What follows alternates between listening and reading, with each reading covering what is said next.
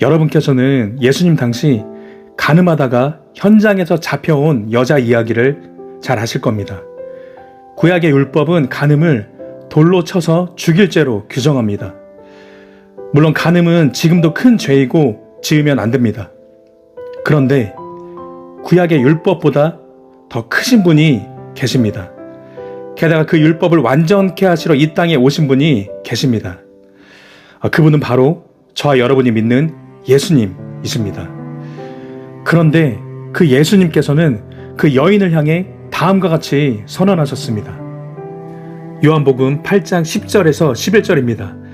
예수께서 일어나사 여자 외에 아무도 없는 것을 보시고 이르시되 여자여 너를 고발하던 이들이 어디 있느냐? 너를 정죄한 자가 없느냐? 대답하되 주여 없나이다. 예수께서 이르시되 나도 너를 정죄하지 아니하노니 가서 다시는 죄를 범하지 말라 하신지라. 여러분, 바로 이 사건은 우리에게 복음의 정수를 보여줍니다. 당시 돌을 든 무리는 간음한 여자를 정죄하고 죽이려 했습니다. 하지만 복음은, 즉 그 복음의 실체로 오신 예수님은 그렇게 하지 않으셨습니다. 먼저는 무리들에게 그 정죄의 돌을 내려놓게 하셨습니다. 그런 다음 간음한 여자에게 정죄함 없음을 선언하십니다. 그러고 나서야 다시는 죄를 범하지 말라는 순종을 명령하십니다. 바로 이것입니다. 여러분께서는 이 순서에 정말 주목하셔야 합니다. 이 순서를 제가 다시 한번 강조해서 말씀드리겠습니다. 여러분, 율법주의는 처음부터 순종을 요구합니다. 하지만 복음은 먼저 순종을 요구하지 않습니다. 그 대신 복음은 먼저 정죄함 없는 자유, 곧 은혜를 선포합니다. 돌로 쳐 죽임당할 죄를 짓고 현장에서 잡혀온 죄인한테라도 말입니다. 더 나아가 그 어떤 크고 많은 죄를 지은 죄인한테도 말입니다. 한마디로 예수님께서는 이 땅에 정죄하는 분이 아닌 정죄를 멈추게 하시는 분으로 오신 것입니다. 실제로 이것이 다음 말씀에도 잘 나타나 있습니다. 요한복음 3장 17절. 하나님이 그 아들을 세상에 보내신 것은 세상을 심판하려 하심이 아니요 그로 말미암아 세상이 구원을 받게 하려 하심이라. 구원을 받게 하려 함이라. 여러분, 구원을 받기 위한 첫 단추가 무엇인 줄 아십니까? 그 죄인에게 정죄함 없음이 선포되는 것입니다. 그리고 다음으로 중요한 것은 그러고 나서야 비로소 다시는 죄를 범하지 말라는 순종을 요구하신다는 사실입니다. 이러한 순서는 결정적으로 중요합니다. 왜냐하면 이것이야말로 율법적인 순서와는 대조되는 복음적인 순서이기 때문입니다. 다시 말씀드리면 복음적인 순서는 처음부터 무거운 순종의 자리로 초청하지 않습니다. 먼저 결코 정죄함 없는 자유와 은혜의 자리로 초청한다는 것입니다.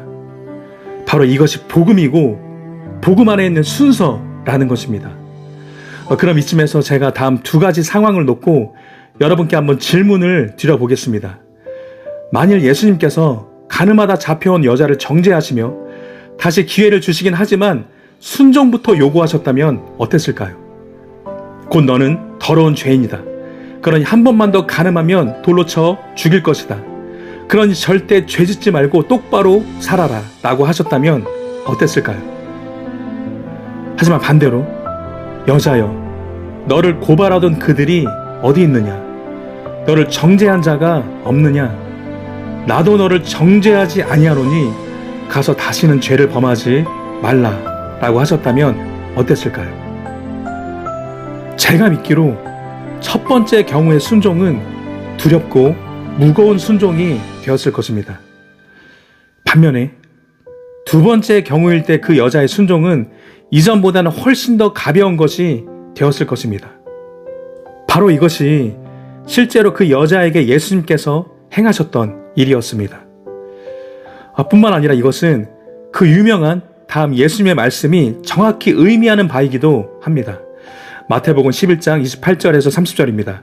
수고하고 무거운 짐진 자들아 다 내게로 오라. 내가 너희를 쉬게 하리라. 나는 마음이 온유하고 겸손하니 나의 멍에를 메고 내게 배우라.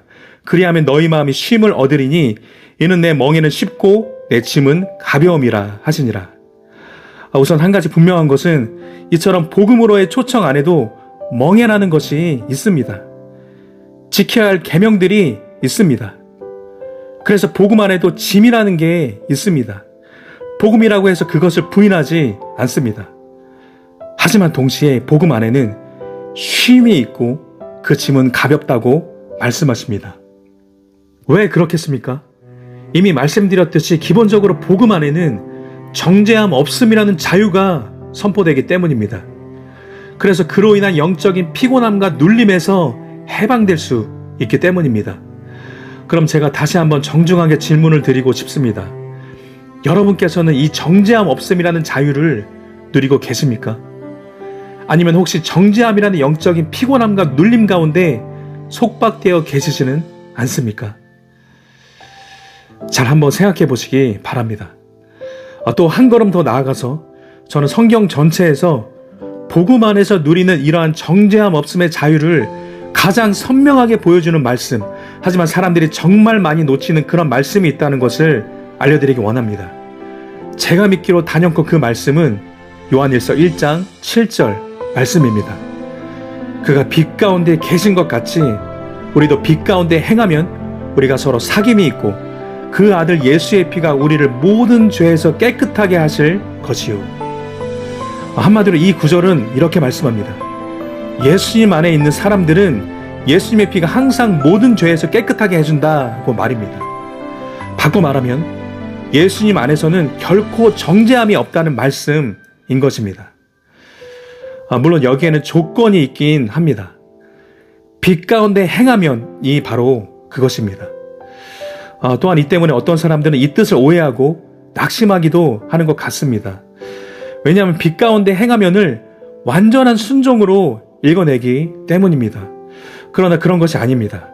여러분, 빛 가운데 행하면이라는 것은 죄를 전혀 안 짓는 상태를 말하는 게 절대 아닙니다.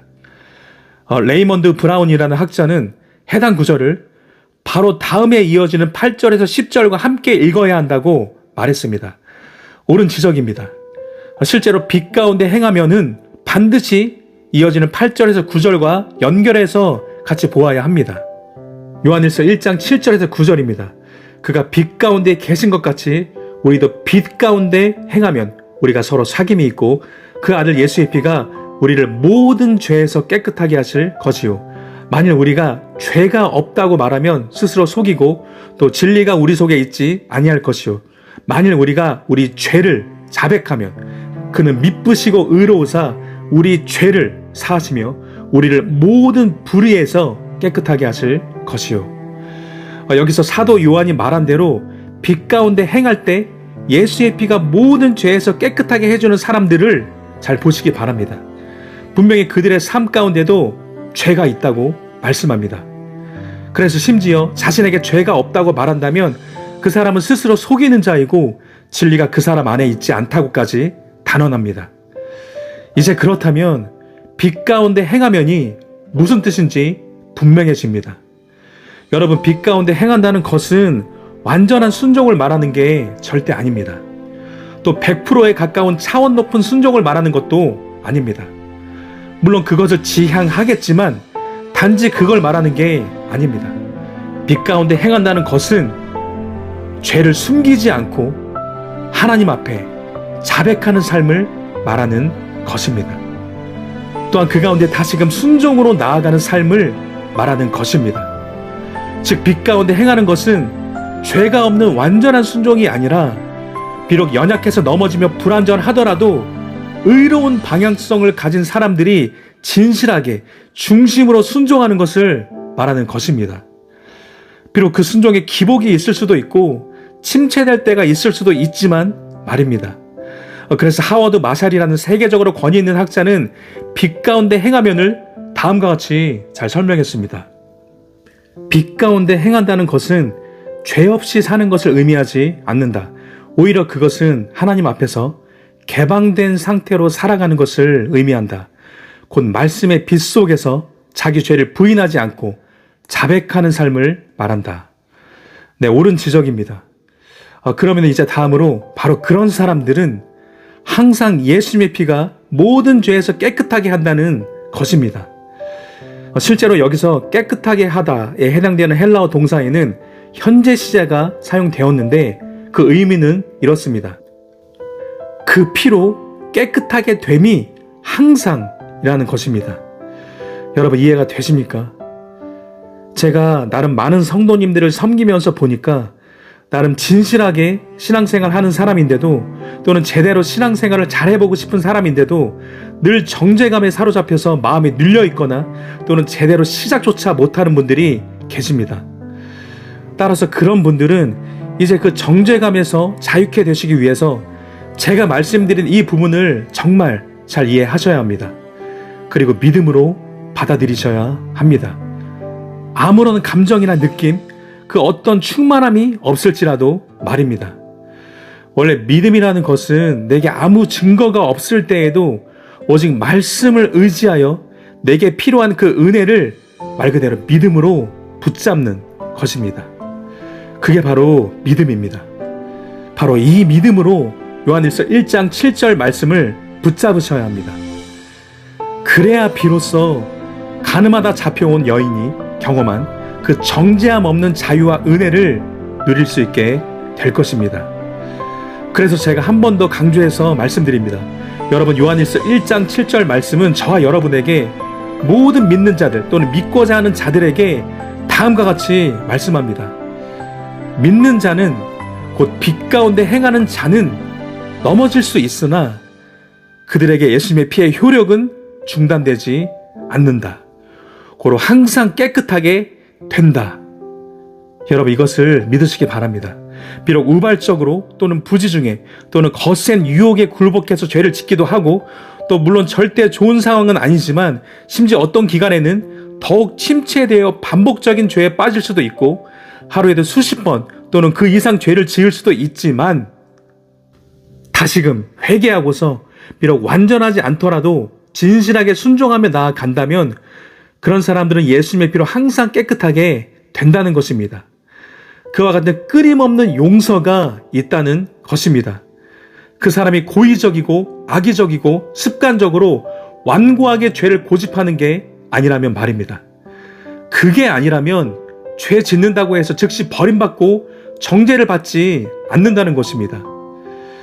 하나님께서는 모르고 지은 죄나 알고 지은 죄나 회개할 기회를 주시며 기다리실 뿐 아니라 회개하고 다시 일어서서 순종하며 나아가면 그 사람은 마치 죄를 한 번도 안 지은 사람처럼 하나님 앞에 설 수 있게 된다는 것입니다.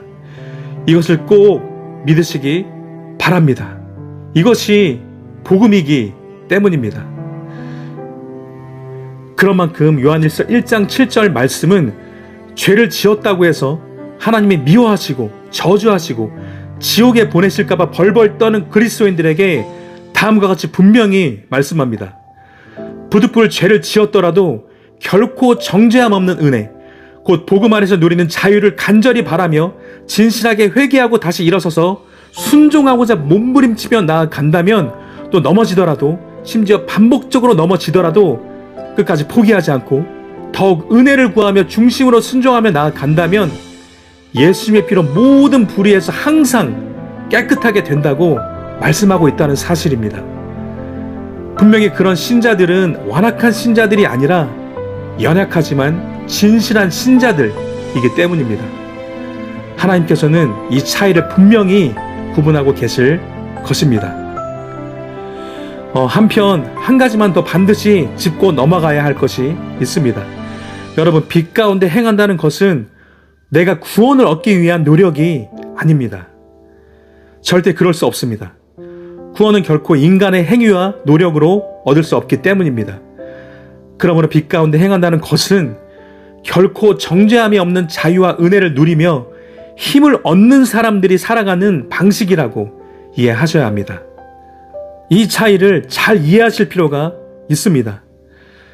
그러니까 먼저 누리고 그 다음으로 살아내는 것입니다.